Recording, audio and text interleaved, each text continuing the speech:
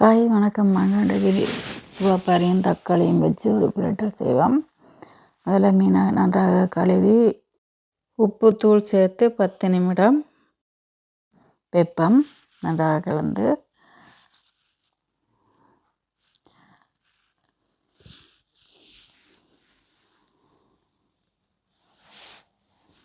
அடுப்பில் எண்ணெய் சூடு ஏறியதும் மீனை பொறுத்தெடுப்போம்.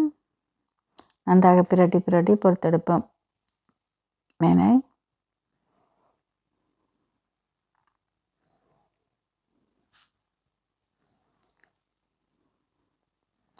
மீன் பொரிந்ததும் இறக்கிக் கொள்வோம். மீன் பொரித்த எண்ணெயிலேயே வெங்காயம், பச்சை மிளகு, உள்ளி போட்டு தாளிப்போம். தாளிப்பதற்கு சோம்பு, வெந்தயம் சேர்த்துக்கொள்வோம்.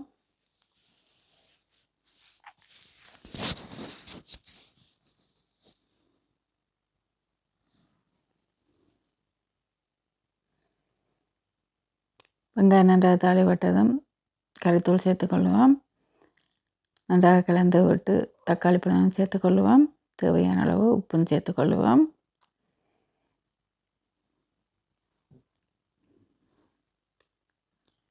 நன்றாக கிளறி விட்டு கருவேப்பிலை சேர்த்து மூடி விடுவோம். அடிக்கடி திறந்து கிளறி விடுவோம். தண்ணி சேர்க்காதபடியே அடி பிடிச்சிடும். தக்காளி பழம் நன்றாக கரைந்ததும் அந்த தக்காளி பழத்தை மீனிலே சேர்க்க போகிறோம். சரியாக தக்காளி பழத்தை பரவி போட்டு அதுக்கு மேலே மீன் பொரியலை வச்சு அதுக்கு மேலே தக்காளி பழத்தை சேர்ப்போம். சேர்த்து நன்றாக மீனில் சேர மட்டும் மூடி விடுவோம். புளி ஒன்றும் தேவையில்லை. தக்காளி பழத்தில் இருக்கிற புளியே காணும்.